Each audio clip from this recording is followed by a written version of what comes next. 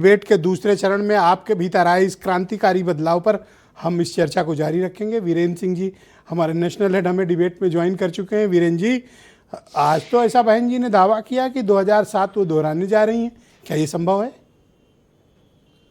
देखिए, हर राजनीतिक दल को अधिकार है कि वो अपने प्रत्याशी तय करे, अपने नेता तय करे, अब जात के हिसाब से वो लोगों को आगे बढ़ावे।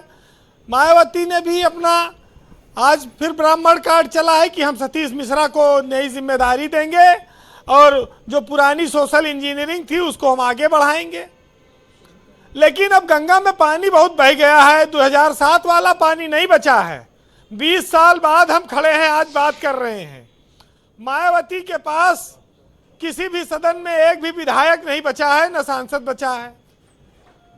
तो मायावती के पास जो अपना वोट बैंक था उसमें से आधा से ज्यादा छिटक के चला गया है बीजेपी और कुछ जो है समाजवादी और इंडिया गठबंधन के साथ। भाई, अपना मूलधन पहले लाओ, तब तो ब्राह्मण वोट देने आएगा। पहले अपनी ताकत दिखाओ। आज जरूर ये बात आई कि सतीश चंद्र मिश्रा का कद बढ़ा रही है बहुजन समाज पार्टी। बढ़ाना भी चाहिए। जब आप जिस सोशल इंजीनियरिंग के सहारे सत्ता में आए थे वो सब एक एक करके छोड़ के आपको चले गए, एकमात्र सतीश चंद्र मिश्रा बचे, तो आप उनको सम्मान बढ़ाइए अगर आपको वोट लेना है ब्राह्मण समाज का। देखिए, सतीश चंद्र मिश्रा के समय में 4-5 नाम ऐसे थे जो उनको अपना बॉस मानते थे। अंटू मिश्रा एक उसमें से यहां बैठे हुए हैं। नकुल दुबे, ब्रजेश पाठक, गणेश पांडे, रामवीर उपाध्याय, सबको मायावती ने बड़े बड़े ओहदे दिए, पद दिए और सतीश चंद्र मिश्रा के नाते दिए।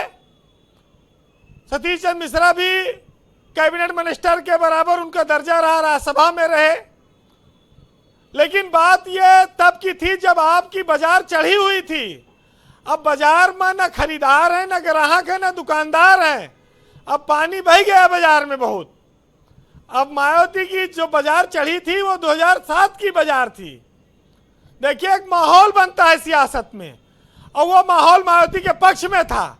और तब ब्राह्मण के सामने बीजेपी नहीं थी। तब बीजेपी बहुत उस समय उत्तर प्रदेश में बहुत छोटी पार्टी के तौर पे थी, संकुचित थी, उसका उभार नहीं हुआ था।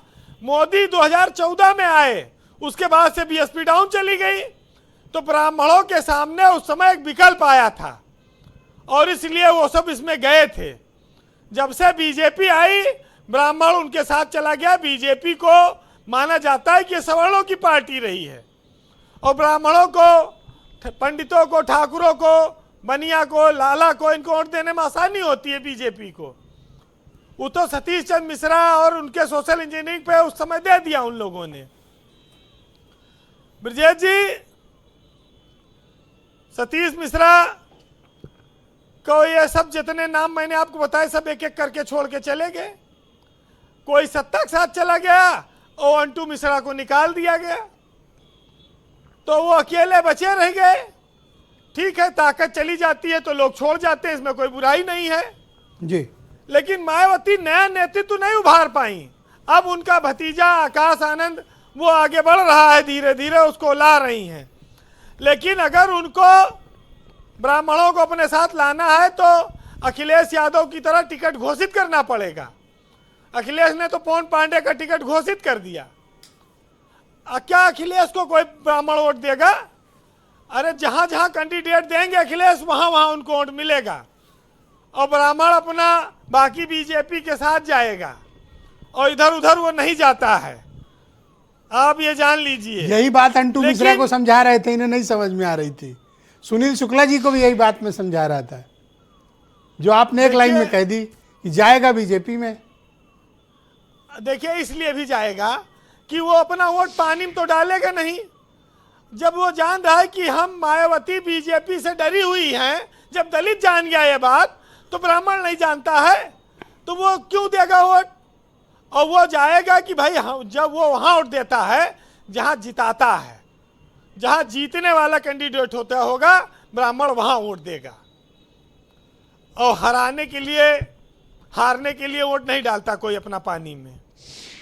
मायावती के पास अभी देने के लिए कुछ नहीं है। अभी उनको फिर से अपनी खोई हुई ताकत प्राप्त करनी है और उसमें वक्त कितना लगेगा ये रिजल्ट बताएगा। लेकिन बीजेपी में देखिए, पाठक जी इस समय, ब्रजेश पाठक उप मुख्यमंत्री हैं और एक बड़ा चेहरा है ब्राह्मणों के बीच में, उनको प्रोजेक्ट भी कर रहे हैं लोग, तो उनको छोड़ के वो क्यों जाएंगी बीएसपी की तरफ ब्राह्मण समाज। और दूसरा, अभी हरीश द्विवेदी को महामंत्री बना दिया बीजेपी ने, तो बीजेपी तो इन सबसे आगे ही है। और बहुत सारे ब्राह्मण पंडित मीट मुर्गा खा रहे हैं और ये सब जो अवसर के हिसाब से भी निर्णय कर लेते हैं। और ये कोई सब हर आदमी कोई थोड़ी सात्विक है। पूर्वांचल में कितना मीट पार्टी ये सब करते खाते हैं जी। धर्म अधर्म का भेद भी अब बहुत ब्राह्मणों में बचा नहीं है। अब वो अवसर के हिसाब से काम करते हैं। जी वीरेंद्र जी, कंक्लूड करें जी। और जहां तक पीडीए की बात है ब्रजेश जी, पीडीए के पास 10 सर है और 10 मुंह से अलग अलग बहुत बात बोलता है पीडीए। हाँ, मतलब कई बार परिभाषाएं इनकी बिल्कुल अलग होती हैं। वो 10 सर वाला है, ये समझ लीजिए। और ये बीजेपी से लड़ने मुझे लगता है जिसका नाम फंस जाए पीडीए से वो उसका नाम रख एक तरफ से कहते तुम पी हो हमारी तरफ आओ, डी हो तो भी आ जाओ। और मैं तो कहता हूँ मंटू मिश्रा के नाम में भी ये लगा है, कहीं ये भी पीडीए के ना हो जाएं।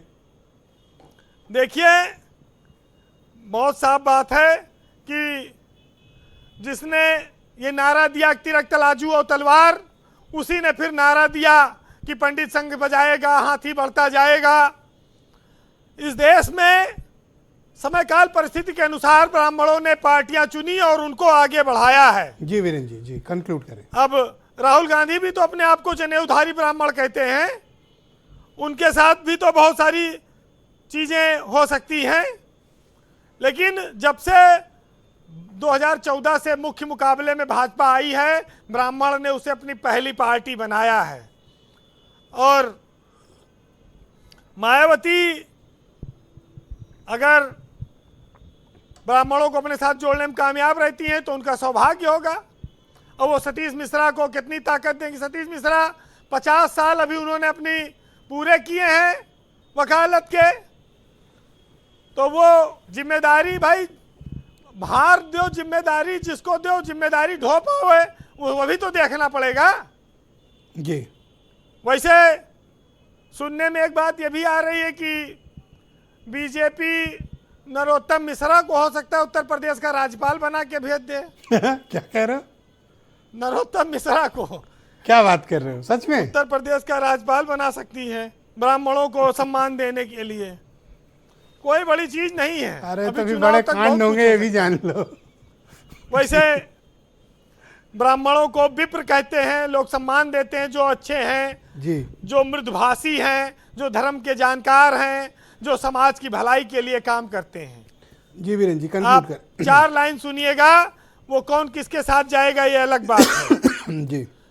कि अगुआ बनकर रहता हूँ, ब्राह्मण हूँ, गर्व से कहता हूँ, ब्रह्मा जी के हम जाए हैं, बुद्धि कौशल बल पाए हैं, हम नीति न्याय संचालन में, सद धर्म के पालन में, यूं तो कोमल है स्वभाव मेरा, हर विद्या पर है प्रभाव मेरा, भले संसाधन से रहूं रीता, तब में जीवन बीता, और नित्य हर पूजा रत रहता हूँ, ब्राह्मण हूँ, गर्व से कहता हूँ। वाह, वीरेंद्र जी ब्राह्मण समाज के सबसे फेवरेट पत्रकारों में से एक हैं। बहुत शुक्रिया वीरेंद्र जी हमारे साथ जुड़ने के लिए, अपना फीडबैक, ओपिनियन और पॉलिटिकल ऑब्जर्वेशन हम तक